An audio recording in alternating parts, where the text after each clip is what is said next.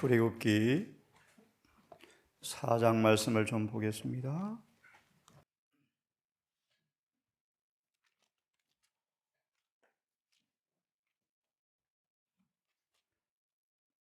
출애굽기 4장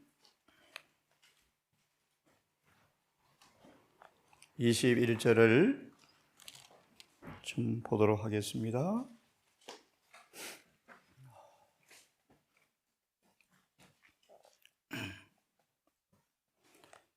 출애굽기 4장 21절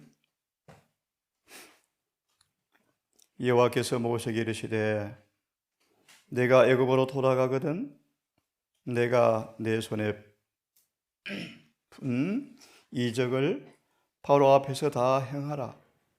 그러나 내가 그의 마음을 강팍히 한즉 그가 백성을 놓지 아니하리니. 4장 10절을 먼저 정언을 좀 보도록 합시다.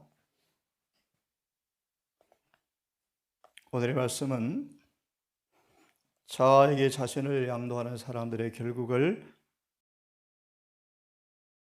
자아에게 자신을 패배한 영혼의 결국을 좀 보면서 먼저 경고를 받고 오늘은 왜 자아를 못 박아야 하는가라는 말씀을 드리도록 하겠습니다. 4장 10절 모세는 그의 삶에 자아가 조금이라도 개입되는 것을 두려워했답니다.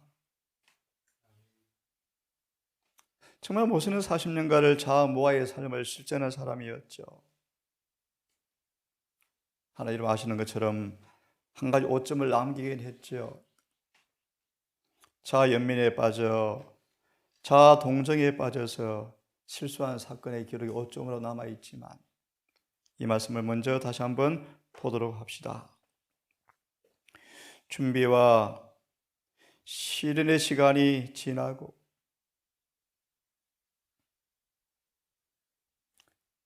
애굽의 산관계로 모세마저도 애굽에 약간은 동화되어 있었죠. 그런 그의 주님께서 준비와 실현의 시간을 허락하셔서 이제 지나고 가서 이스라엘 백성을 구원하라 라고 말씀을 하실 때 모세는 이렇게 고백합니다. 말이 둔하고 겁이 많습니다 라고 표현합니다. 이 말의 의미를 영감은 이렇게 표현합니다. 자아를 불신하는 사람이 되어 있는 모습이다. 모세는 웅변가였죠. 달변가였죠. 입이 둔하고 겁이 많습니다. 자아를 불신하는 사람이 되었다. 모세가 하나님께 고하되 내가 누구간데 바로에게 가서 이스라엘 자손을 애굽에서 인도하여 내리라 라고 말하면서 모세는 자신은 말이 둔함으로 할 수 없다고 호소하였다. 그는 한때 애굽 나라 장군이었고 말하는 법을 알고 있었던 것이 확실하였지만 그가 이 말의 의미는 뭔가? 그가 두려워했던 것은 자아가 그 사업에 개입되지 않을까 하는 것이었다. 저는 그렇게 말합니다. 그의 생에 흠이 없이 기록되어야 할 거룩한 부르심을 받은 모세가 오점을 남기고 말았다.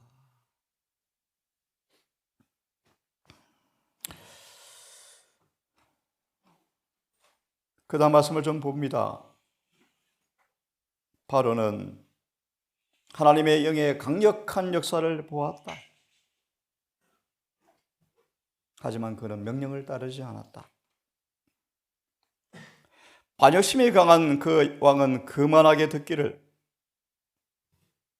생각하고 하나님의 심판이 점점 더 증가되어 갔을 때 그는 완강하게 반항하였다. 하늘의 빛을 거절함으로 그는 완고하고 감수성이 무딘 사람이 되었다.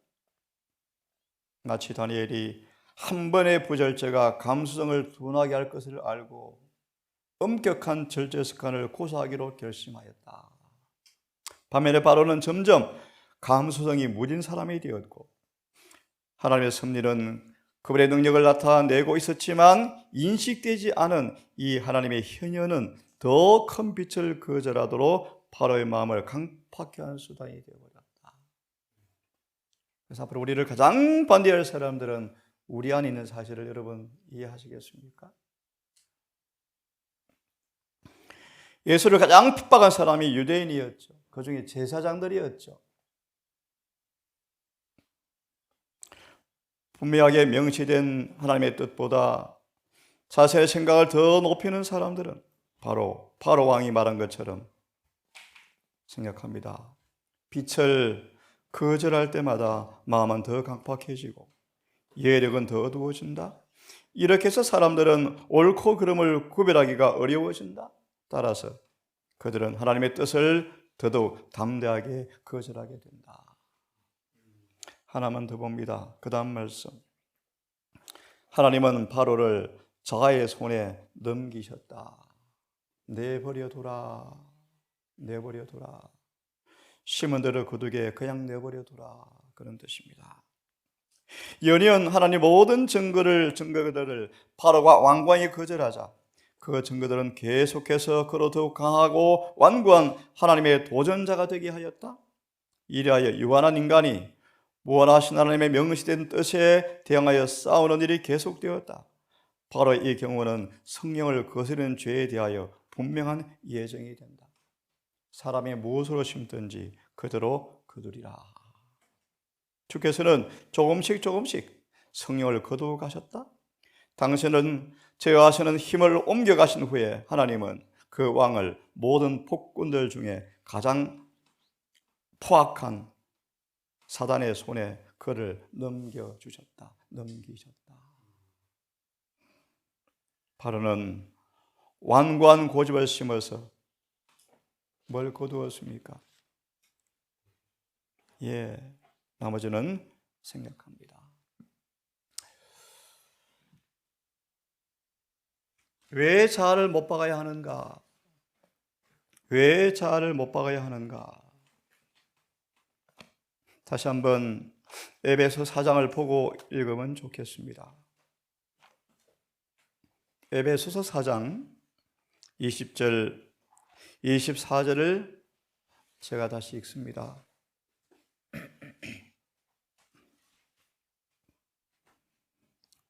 오직 너희는 그리스도를 이같이 배우지 아니하였느니라.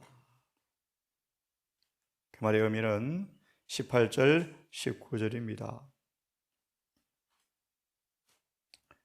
이같이 그리스도를 배우지 아니하였는데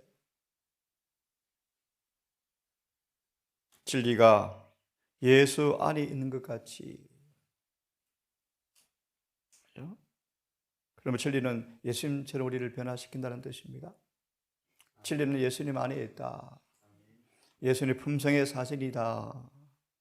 그분의 생각과 품성의 표현이다. 그러므로 진리가 예수 안에 있는 것처럼 과연 너희가 그에게 듣고 또한 그 안에서 가르침을 받았을진데 너희는 유혹의 욕심을 따라 썩어져가는 구습을 쫓는 옛사람을 벗어버리고 오직 심령으로 새롭게 되어서 하나님을 따라 의와 진리의 거룩함으로 지으심을 받은 새 사람을 입으라. 너무 잘 아시죠? 거룩함에 이르는 길, 그것은 자아 보증의 길이다. 보시겠습니까? 다시 한번 20절, 24절. 거룩함의 비밀. 거룩함이 없이는 아무도 주를 보지 못하는 사실을 기억하라. 초기 문집은 히브리 12장 14절 인용하시면서 그렇게 말하죠. 거룩함이 없이는 아무도 주를 보지 못한다는 사실을 반드시 기억해라. 하나님의 뜻은 이것이니 너희의 거룩함이라. 사도행 4장 3절. 날 때부터 이런 거룩함을 가지고 태어난 사람은 아무도 없습니다. 거룩함을 남에게 양도할 수도 없습니다. 거룩함은 하나님의 선물인데요. 그 다음 구절을 봅니다. 구절을 받아들이는 사람들은 하나님의 자녀들이 된다. 그들은 그분의 영적 자녀로 거듭나고 의와 참된 거룩함으로 새롭게 된다. 그들의 마음은 변화되었고 보다 분명한 시력으로 영원한 실제들을 바라본다. 모세처럼. 교회적인 사관의 말씀. 모세는 믿음으로 보이지 않는 걸 바라보므로 결코 쓰러지지 않고 하나님의 자유인으로 살았다. 그렇게 표현하죠. 어떤 세상의 매형물로도 모세를 무너뜨릴 수가 없었죠. 거룩하죠. 거룩하죠. 그들은 하나님의 권속으로 입양되었고 그분의 형상을 따라 성령으로 말미암아 변화되어 영광에서 영광으로 변화된다. 자아에 대해서 최고의 사랑을 품고 있던 것을 떠나서 하나님과 그리스도에 대한 최고의 사랑을 품게 되었다. 이것이 큰 소리의 증거로 고조되는 것 기억하시죠? 마지막, 그리스도를 개인의 구주로 받아들이고 그분의 모본을 따라 자신의 부정의 길을 따르는 것, 이것이 거룩함의 길이다. 왜 자아를 못 박아야 하는가? 분명합니다. 하나님께 충성하려면 자기를 십자가에 못 박아야 한다. 로마서 7장 14절과 24절은 자아를 못 박지 않은 사람들의 현실이요, 현실. 자아가 못 박지 아니하면 하나님께 충성할 수가 없다. 자아가 못 박아져야만 주님께서 우리 안에 사실 수가 있다. 그때 우리의 소원의 희망이 되시죠. 영광의 소망이 되시죠. 그때에야 우리는 비로소 예수 그리스도를 세상에 알리게 된다. 17장 요한복음 24절 이하의 말씀이죠. 비로소 주님께서 우리 안에 사실 때, 우리가 갈망하는 희망이 되실 때 예수님을 세상에 알리게 되어진다. 그러므로 여러분, 오직 성령이 임하시면 너희가 나의 증인이 되리라. 다시요. 나의 증인이 되리라. 이런 말씀이 있네요. 그리스도의 참된 초종자는 접촉하는 모든 사람에게 선한 목적을 굳게 만들어주는 사람들이다. 예를 들면 요셉을 보면 나도 순결하고 싶어. 정말 순결하고 싶어. 이렇게 사는 사람들은 품성의 완전을 나타내고 있는 사람들이다. 그렇게 표현합니다. 왜 자아가 못 박아야 합니까? 타고난 옛 성벽들은, 타고난 기질 그대로는 하늘나라를 유업으로 받을 수가 없기 때문입니다. 그렇죠? 유전된 성향들, 악으로 기울는 경향들은 의의 경향으로 바뀌어야 되겠죠. 누구도 하나님처럼 전능하게 될 수는 없지만 모두는 자신을 육체와 정신의 더러움에서 깨끗게 하여 주님을 두려워함으로 그런 가운데서 거룩함을 완성지을 수가 있다. 모든 이기심을 없애고 자아를 못 박지 않는다면 우리는 결코 하나님의 거룩하심처럼 거룩하게 될 수가 없다. 그러므로 자아는 반드시 못 박혀야 한다. 왜 자아가 못 박혀야 하는가? 우리에게 주님 안에 사랑이 없이는 아무짝에도 쓸모없죠. 그분의 삶을 망쳐버린다고 말씀하셨죠. 그러므로 가장 필요한 것은 하나님의 사랑인데요. 자아가 그리스도 안에 잠겨져야 사랑이 우러나온다. 우리가 온전히 굴복하는 지점까지 가서야 비로소 행복하고 요용하고 성공적으로 일할 수가 있다. 다시 들으십시오. 우리가 온전히 굴복하는 지점까지 나아가야 비로소 침례요한의 30년 광야, 모세 40년간 미디안 광야의 경험들, 이스라엘 사람들의 40년간 광야의 경험들, 모두 우리에게 뭘 가르쳐 줍니까? 순종의 공과를 가르치죠. 그렇죠? 순종의 공과, 우리의 의지를 전적으로 그분께 양도하는 것, 하나님의 뜻과 우리 의지를 결속시키는 것, 의지의 굴복. 그렇게 할 때 비로소 우리가 행복하고 요영하고 성공적으로 일할 수가 있기 때문에 자아는 못 박아야 한다.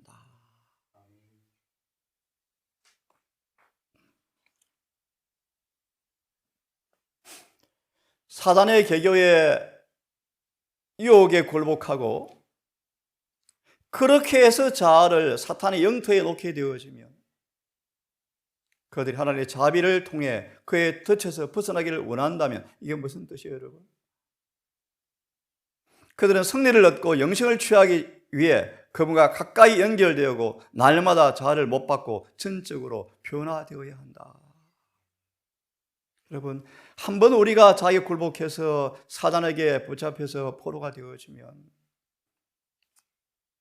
그분의 자비가 없이는 이런 포로에서 해방될 수가 없겠죠. 다시 그의 포로되지 않기 위해서는 그분과 더 가까워져야 되고 날마다 자아를 못 받고 전적으로 변화되지 아니하면 또 사단의 영역의 포로가 되겠죠.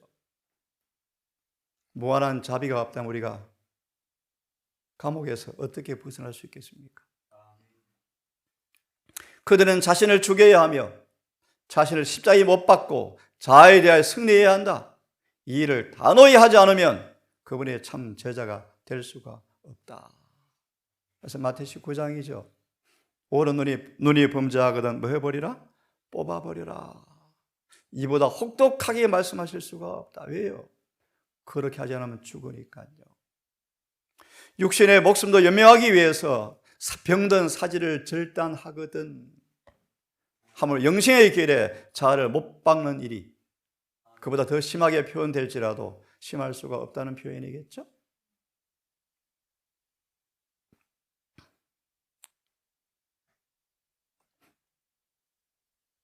우리 한번 같이 조용히 읽어보십시다. 시작.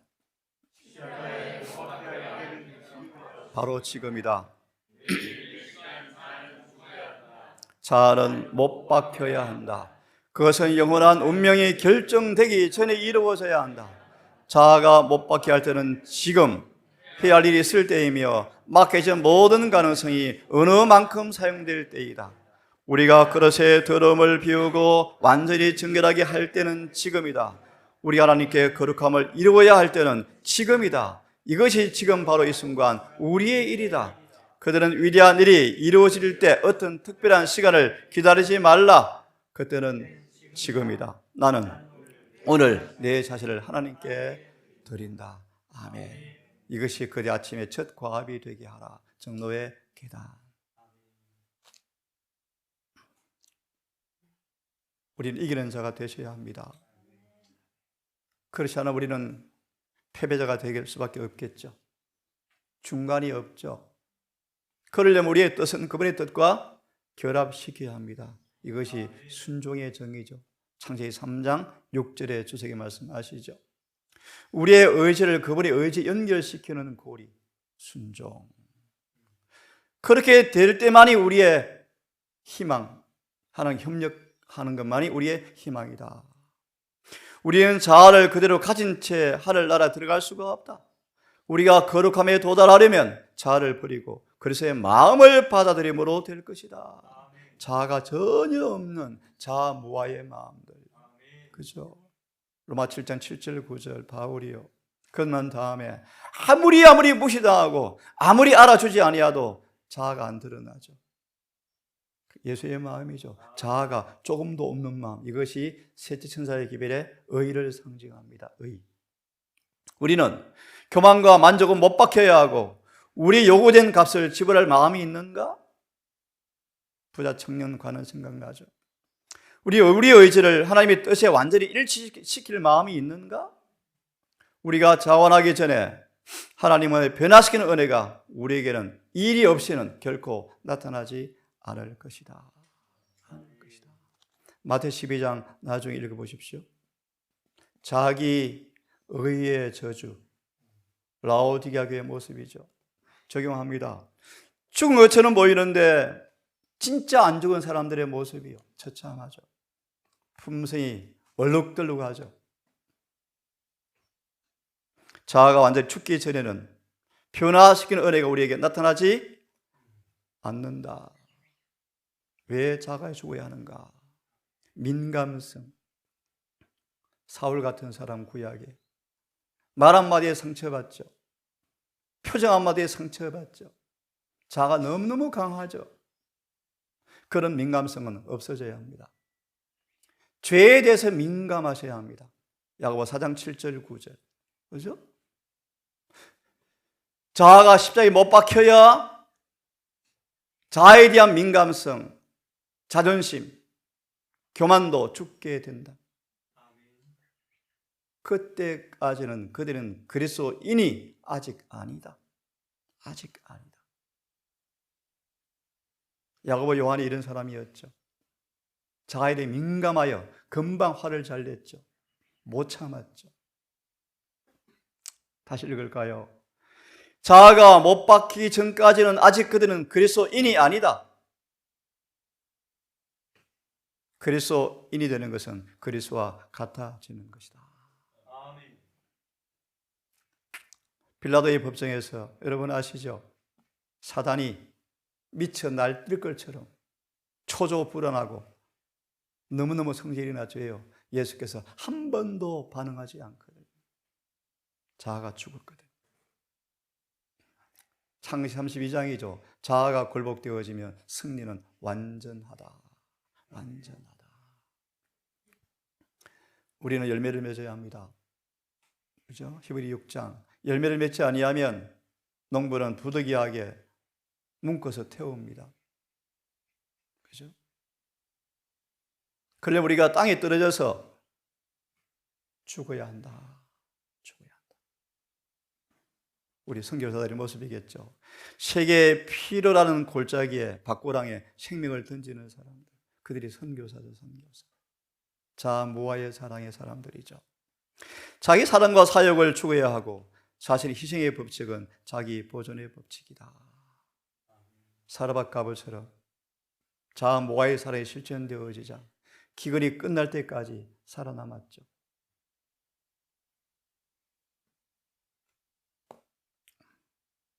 여러분 같이 다시 읽어보겠습니까? 시작. 자아가 죽지 않으면 그래서 우리 가운데 사실 수가 없다.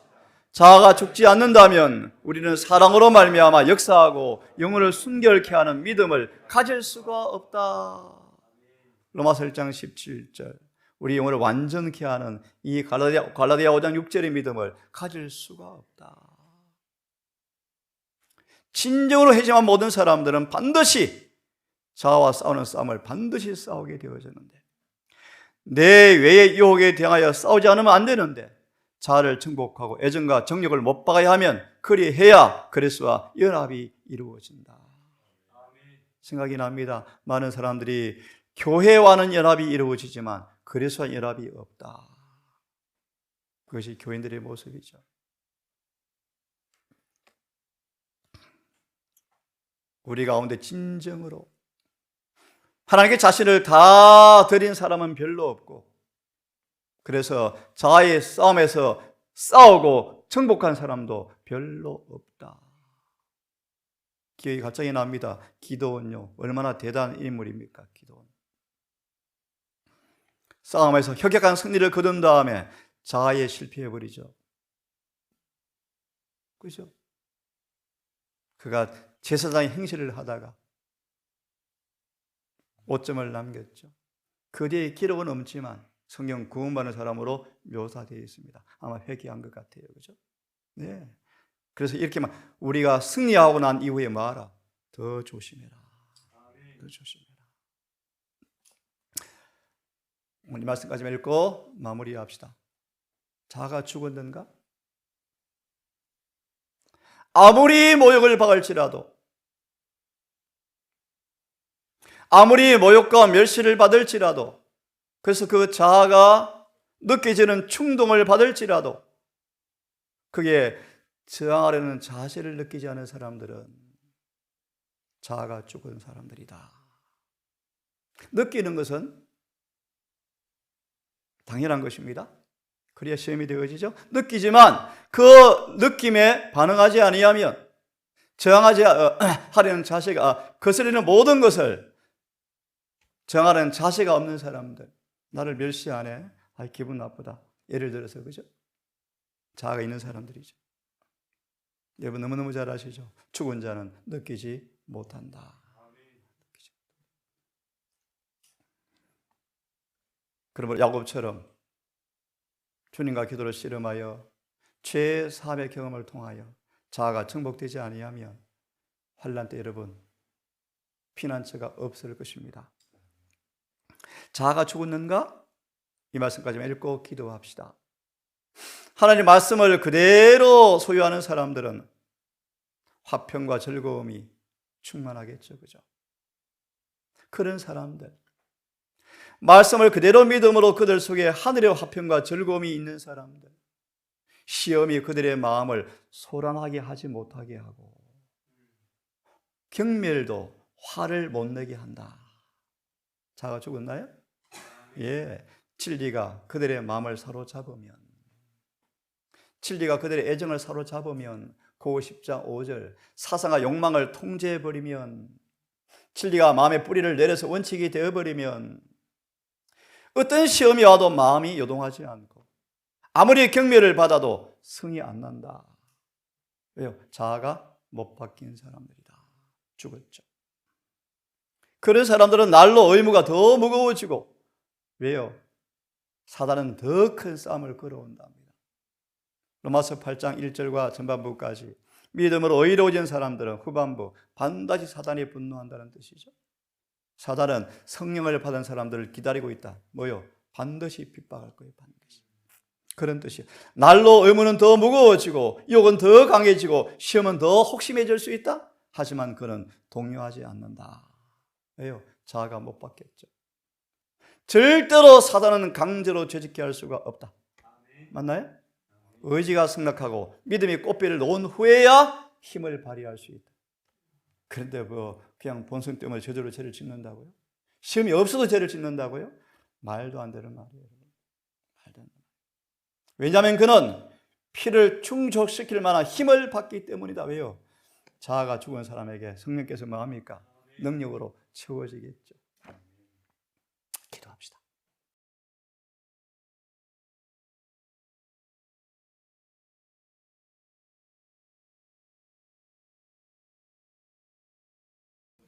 아버지,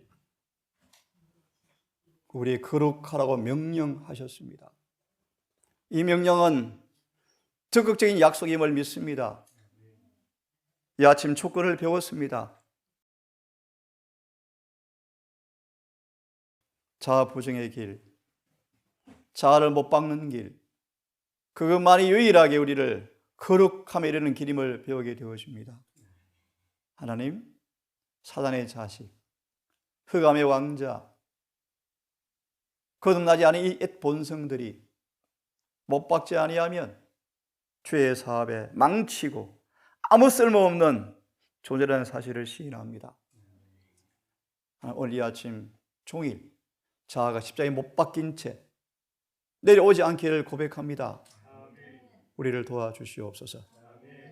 요셉처럼 다니엘처럼 주님처럼 어떤 유혹에도 마음의 화평이 빼앗기지 않고 절대로 저항하지 않고 굴복하고 순복하는 참된 승리의 경험이 있기를 소망합니다.